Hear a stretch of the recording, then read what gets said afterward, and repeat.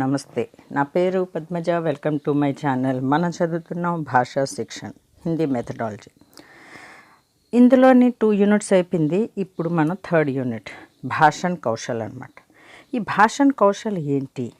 Okay, ఈ భాషణ్ కౌశల్ ఏంటి అని అంటే సుబోపలి. సుబోపలి అంటే ఏంటి? భాషణ్ కౌశల్ అంటే సుబోపలి. సు అంటే సుననా, బో అంటే బోల్నా, పా అంటే పడనా, లి అంటే లిఖనా. మనం బీఈడీలో చదువుకున్నాం కదా సుబోపలి. సో ఈ 4 గురించి ఫుల్ క్లారిటీగా మనకి బీఈడీలోని మెథడాలజీ హిందీ బుక్స్ ఏటి ఉన్నదో చాలా బాగా చదవాలి. ఏ పేజీలో ఏటి ఉందో చెప్పగలిగినంత బాగా చదివితే డిఎస్సిలో జాబ్ మీదే. అంత బాగా ప్రిపేర్ అయ్యి ఉండాలన్నమాట. సో भाषण कौशल का महत्व एंटी फर्स्ट वाचन कौशल को महत्वपूर्ण माना जाता है. ओके, क्योंकि भाषा की शिक्षा का आधार वाचन कौशल होता है. वाचन कौशल होता है. इसके महत्व को निम्न प्रकार से पढ़ते हैं. पहला क्या है? एंटी फर्स्ट दिन वैल्यू एंटी अंटे दैनिक जीवन में सभी कार्य भाषण कौशल के आधार पर ही संभव है కదా.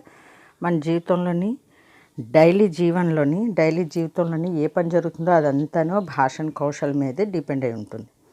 जो छात्र जितना अधिक वाक्पटु होता है उतना ही जीवन में सफल. ఎవరైతే ఎక్కువ మాట్లాడి ఎక్కువ ఇది చేస్తారో వాడి జీవితంలో బాగా ముందుకు వస్తాడనమాట.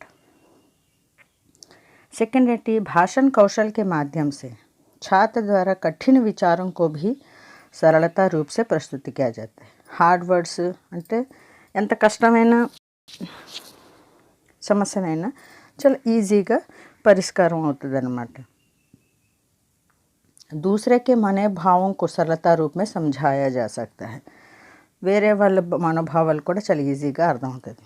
ఇప్పుడు అంటాం కదా, మాట్లాడితే ఏదైనా సమస్యకి పరిష్కారం దొరుకుతుంది. సో అదే भाषण कौशल అన్నమాట. भाषण कौशल के माध्यम से छात्रों का व्यक्तित्व विकसित होता है. व्यक्तित्व, पर्सनालिटी, क्योंकि वे प्रत्येक तथा प्रस्तुतिकरण सारगर्भित एवं प्रभावी रूप से करने में सक्षम होते हैं. ओके, भाषा कौशल द्वारा छात्रों का व्यक्तित्व विकसित होता है और प्रभावी रूप से करने में सक्षम होता है. भाषण कौशल के माध्यम से बालकों के शब्द भंडार అంటే ఎన్ని వర్డ్స్ మాట్లాడుతూ ఉంటే వర్డ్స్ పెరుగుతూ ఉంటాయి. సో ఆ వర్డ్స్ తాలూకా మీనింగ్ తెలుస్తూ ఉంటుంది. ఒక మైండ్లోని ఒక डिक्शनरी లాగా తయారైపోతుంది అనమాట. क्योंकि वाचन में अनेक प्रकार के नवीन शब्दों को बोलने का प्रयास करता है కదా. ఎప్పుడైతే మాట్లాడతాడో వాడు కొత్త కొత్త పదాలు ఎత్తుతూ ఉంటాడు. దీనికి ఏమంటారు అనుకుంటాడు కదా. సో అలాంటప్పుడే వాడు కొత్త వర్డ్స్ అన్ని తెలుసుకుంటాడు. సో అదే శబ్ద భండార్ में वृद्धि होना है. ఇవేటిది భాషా కౌశలం का महत्व అన్నమాట. నెక్స్ట్ ఏంటి? భాషణ కౌశల్ के विकास के उपाय ఎలా పెంచాలి? సో शिक्षक को भाषण कौशल के विकास हेतु बालक के आत्मविश्वास की भावना विकसित करनी चाहिए. పిల్లలని ఆత్మవిశ్వాసం పెంచాలి. छात्रों को शिक्षक द्वारा उसके भाषण को सकारात्मक रूप में स्वीकार करना चाहिए. అంటే పిల్లలు చేసిన భాషణలో ఏదైనా స్పీచ్ అయినా ఏదైనా టాపిక్ మీద రాసినా దాన్ని టీచర్ చాలా దీనిగాను ఏమైనా మిస్టేక్స్ ఉంటే కరెక్షన్ చేసి చాలా ఈజీ మెథడ్లో వాడికి అర్థం చేస్తే వాడు మైండ్లో అలా గుర్తుండిపోతుంది అనమాట. शिक्षक द्वारा छात्रों को भाषण संबंधी प्रतियोगिताओं में भाग लेने के लिए भाषण संबंधी శిక్షణ ద్వారా छात्रों को भाषण संबंधी ఏదైనా స్పీచ్ ఏదైనా లేదా డిబేట్ లాంటిది కాంపిటీషన్లోని పార్టిసిపేట్ చేసినా కూడాను వాళ్ళని భాషా కౌశల్ వికాస్ అవుతుందన్నమాట, ఇంప్రూవ్ అవుతుంది. छात्रों को भाषण में एक ही शब्द जैसे मतलब तथा एक ही वाक्य के प्रयोग को बार बार करने से जिससे भाषण को प्रभावयुक्त बनाया जा सकता है. ఇప్పుడు మతలబ్ అనే వర్డ్ ఉంది. మతలబ్ అంటే ఏంటి? మీనింగ్ అనమాట. సో ఏక్ హీ వాక్యకే ప్రయోగకు, ఆ ఒక్క వర్డ్నే అస్తమానం యూజ్ చేసినప్పుడు ఎలా యూజ్ చేస్తారు ఏంటి అని తెలిస్తే ఒక వర్డ్ ఇచ్చి దీంతో వాక్యం యొక్క ప్రయోగం చేయండి అని అంటారు కదా. సో అలాగే మతలబ్ అని వర్డ్ ఇచ్చి సో మతలబ్ అనే వర్డ్ ఇచ్చి దాని ద్వారా వాక్యం యొక్క ప్రయోగం చేయండి అని చెప్తే ఒకలాగా ఇంకో స్టూడెంట్ ఇంకోలాగా ఆలోచిస్తారు. సో దాన్ని బట్టి ఏంటవుతుంది ఆ ఒక్క వర్డ్ ద్వారా ఎన్నో సెంటెన్స్ తయారవుతుంది. సో అలా కూడాను భాషా కౌశల్ का विकास होता है. ఓకే, నెక్స్ట్ మెయిన్ టాపిక్ శబ్దోచ్చారణ చదువుదాం. శబ్దోచ్చారణ और ధ్వని శ్రవణ్. ఇందులోని శబ్దోచ్చారణ శబ్దం का ఉచ్చారణ అన్నమాట. అసలు శబ్దోచ్చాरण की प्रक्रिया ఏంటి? पाणिनि मुनि ने अपनी शिक्षा में శబ్దోచ్చారణ की जिस प्रक्रिया का उल्लेख किया है यह అంటే పాణిని ఏమన్నారు శబ్దోచ్చారణ గురించి, ఇది సంస్కృతిలో ఉంది, చూద్దాం. ఆత్మ బుద్ధయ సಮೇథ్యార్థాన్ మనోయుక్తే వివక్షయ మనా కాయాగ్ని మాహంతి స ప్రేరయతి మారుతం మారుతస్తూరిస్ చరణ మంద్రం జనయతి స్వరం సౌదీర్ణో మూర్ధంభేతో వక్తృమాపస్ర మారుతః వర్ణాన్ జనయతే తేషాం విభాగः పంచధా స్మృతః స్వరతః కాలతః స్థానాత్ ప్రయత్నానుప్రదానతః. अर्थात दिन मीनिंग ఏంటి అంటే శబ్దోచ్చారణ से पहले आत्मा बुद्धि से मिलकर अर्थ का ज्ञान प्राप्त करता है. ఈ ఫస్ట్ లైన్ ఎందుకు అండర్లైన్ చేసి ఉన్నదంటే దీని మీద ఒక క్వశ్చన్ ఇచ్చాడు. శబ్దోచ్చారణ से पहले आत्मा किससे मिलती है? तो किससे मिलती है? बुद्धि से मिलकर अर्थ का ज्ञान प्राप्त करती है. సో మన ఒక వర్డ్ని ఉచ్చారించి చెప్పే ముందు మన ఆత్మ బుద్ధితో కలిసి దాని తలక మీనింగ్ని గ్రహించేస్తుంది, జ్ఞాన ప్రాప్తి కన్నా. ఫిర్ వహా మన్ కో బోల్నే కి ఇచ్చా, మనసు నుంచి చెప్పాలని ప్రేరేపిస్తుంది ఆ వర్డ్ని. మన్ శరీర్కి అగ్ని.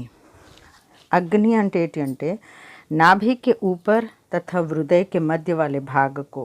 అంటే అగ్ని అంటే ఇక్కడ అగ్గి కాదు, శరీర భాగంలో ఉన్న ఒక పార్ట్ని అగ్ని అన్నాడు. అంటే నాభికి మీద హృదయానికి మధ్యలో అక్కడ ఒక చెప్పే ముందు ఒక చిన్న ఆఘాతం, చిన్న అలజడిగా ఉంటుందన్నమాట. ఇసీకే కారణ్ అగ్ని వాయుకు ప్రేరిత కర్తీ హై. ఈ అగ్ని ఏమో వాయుకి ప్రేరేపిస్తుంది అనమాట. और वह वायु हृदय स्थान में पहुंचकर वह गंभीर ध्वनि उत्पन्न करती है. ఆ వాయువు ఏం చేస్తుంది? हृदय स्थान पर उत्पन्न करती है. तदंतर वायु वहाँ से चलकर ऊपर मूर्धा అంటే మన నోటి భాగంలోని మూర్ధ అనే పాటితోటి టక్కర్ ఖాకర్, ఆ వాయువు అక్కడేమో టక్కర్ ఖాకర్ గుద్దుకొని తిరిగి వస్తుంది, लौटती है.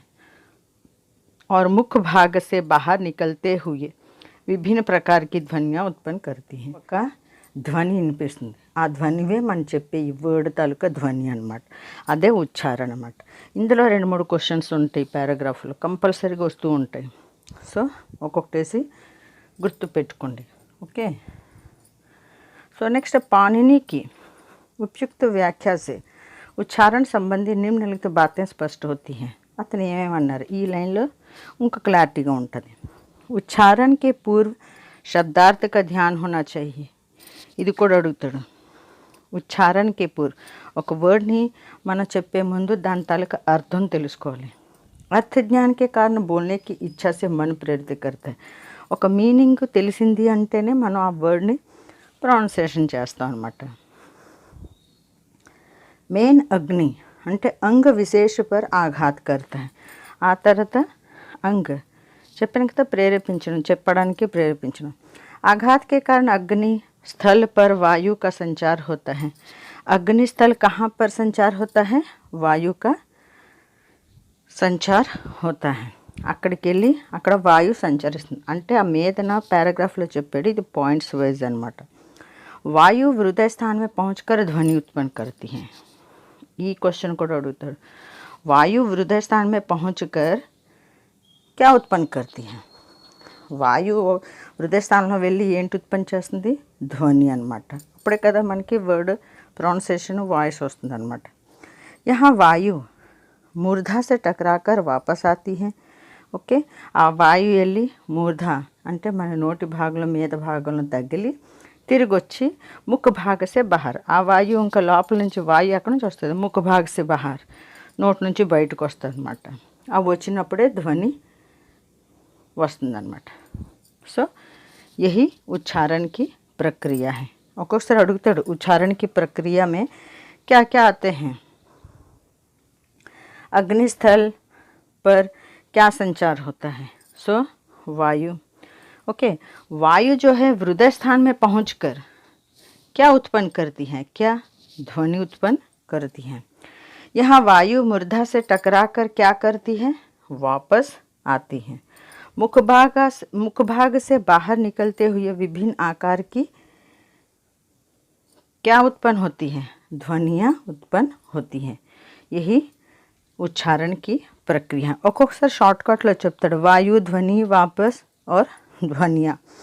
तो किससे टकरा कर ध्वनियाँ उत्पन्न होती है, किससे దేంతో గుద్దుకొని ధ్వని బయటకు వస్తుంది అంటే मूर्धा से टकराकर కదా, मूर्धा से टकराकर वापस आती है. उच्चारण कैसे किया जाते हैं, ప్రొనౌన్సియేషన్ ఎలా చేస్తాం, శబ్దోచ్చారణ అంటే అదే కదా ఉచ్చారణ ఎలా చేస్తాం.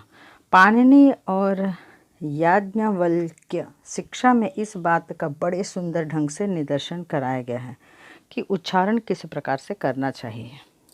व्याघ्री यथा हरेत पुत्रान् दंश्चध्यान न च पीडयते भीता पतन भेदाभ्य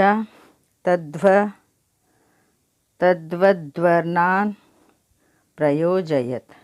ఇదన్నీ సంస్కృతిలో ఉంది. దీని మీనింగ్ ఏంటి అంటే का उच्चारण कैसे किया जाते हैं, ఎలాగ పలకాలి. సో जिस प्रकार बाघिन అంటే తెలుసును కదా పులి अपने बच्चों को मुंह से लेकर चलती फिरती है कि ना तो बच्चों को दांत ही चुभते हैं और ना ही वे मुख से गिरते हैं. ठीक वैसे ही ఒక పులి పిల్లి ఉంటుంది కదా, వాళ్ళ పిల్లల్ని ఇక్కడి నుంచి అక్కడికి తీసుకుని వెళ్ళినప్పుడు ఏం చేస్తుంది, నోటుతోటే పట్టుకుంటుంది. మనలాగా చేతులు ఉండవు కదా. సో నోటుతో పట్టుకొని ఇటు అటు తిప్పుతుంది. ఆ నోటుతో పట్టుకున్నప్పుడు దాని పళ్ళు పిల్లలకి తగలకుండా పట్టుకుంటుంది. సో అలాగే మన ప్రొనౌన్సియేషన్ ఉండాలి. ना तो अक्षर इतने चबा चबा कर बोले जाए कि मुख में ही रह जाए.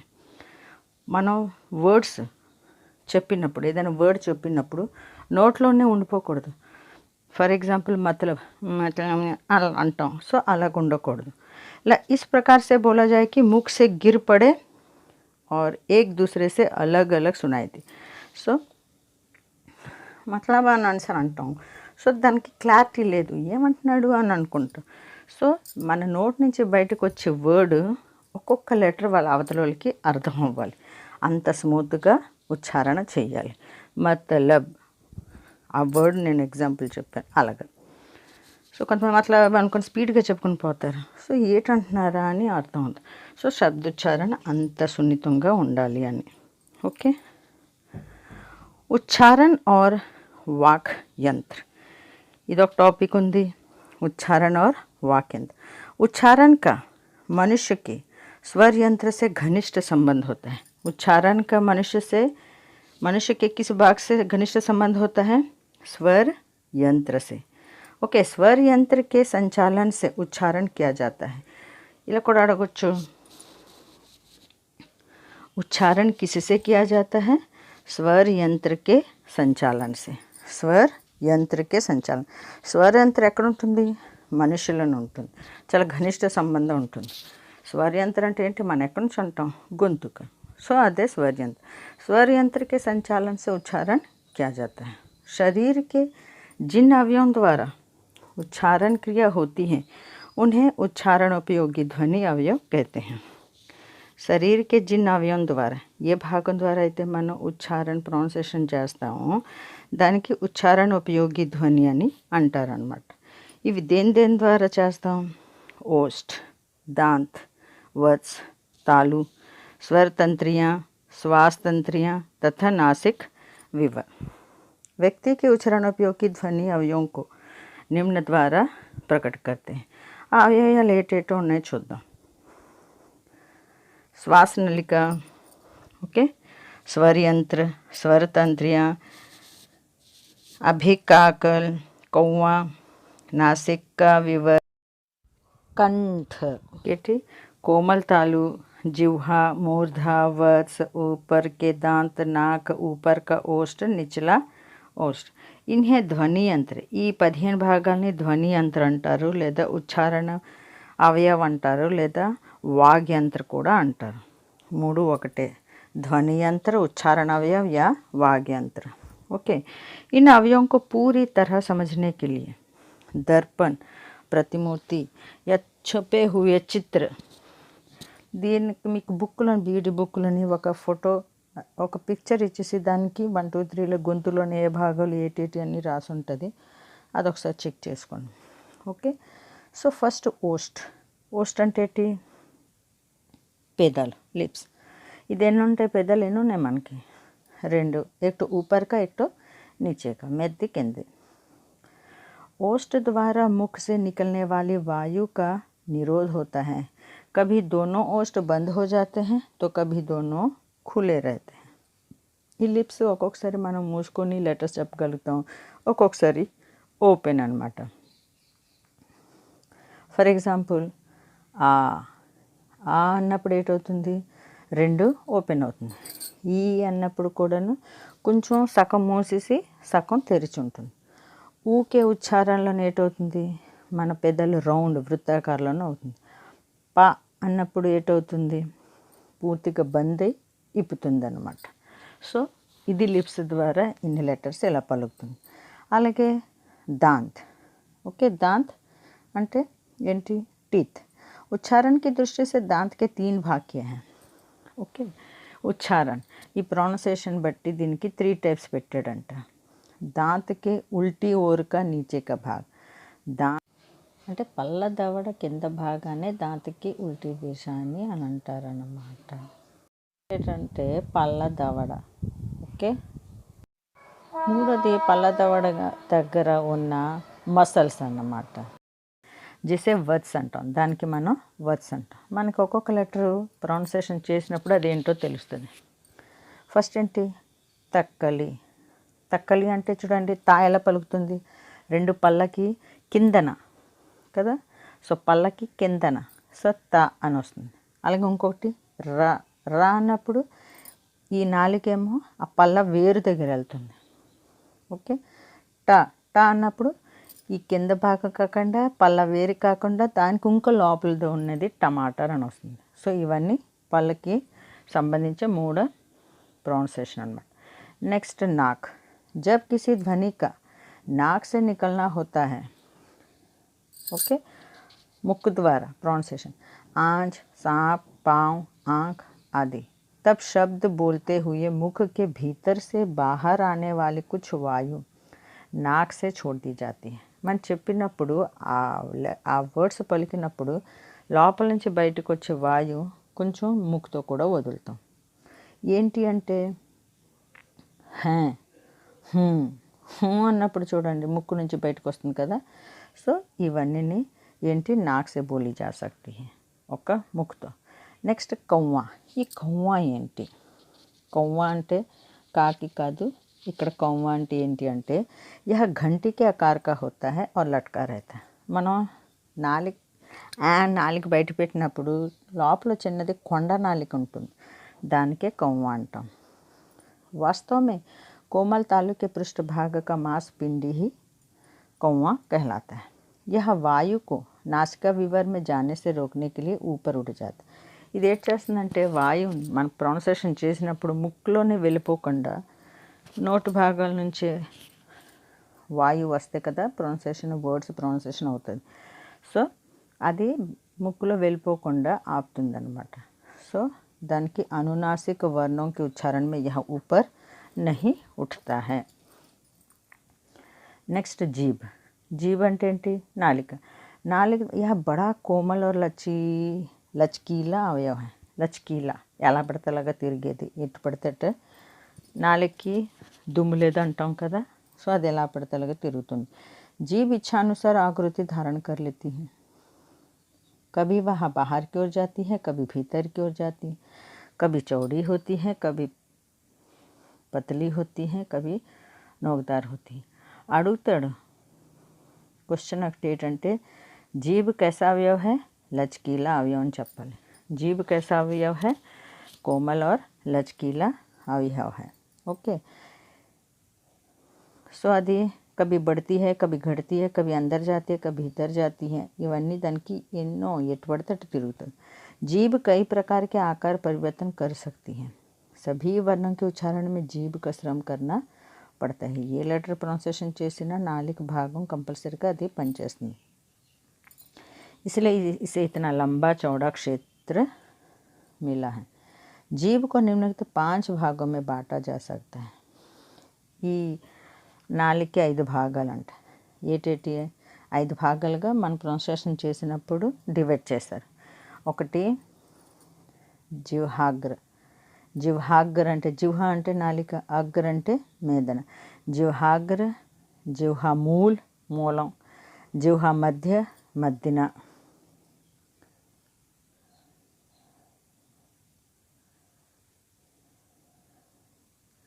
నెక్స్ట్ జిహ్వోపాగ్ర.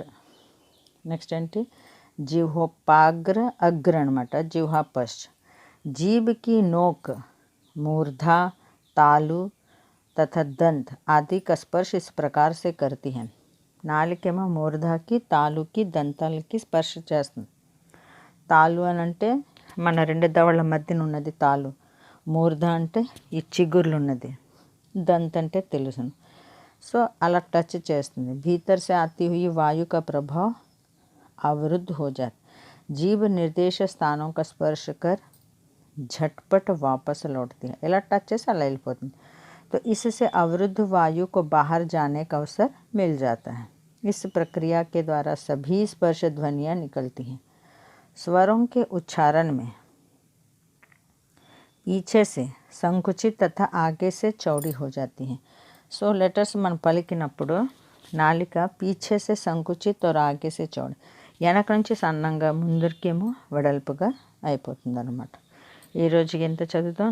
నెక్స్ట్ వీడియోలో మళ్ళీ డీటెయిల్గా ఇంకా చదువుకుందాం. చాలా లాంగ్ చాప్టర్ ఇది. సో జాగ్రత్తగా వినండి. నచ్చినైతే కామెంట్స్ చేయండి, సబ్స్క్రైబ్ చేయండి. అంతవరకు సెలవు. బాయ్.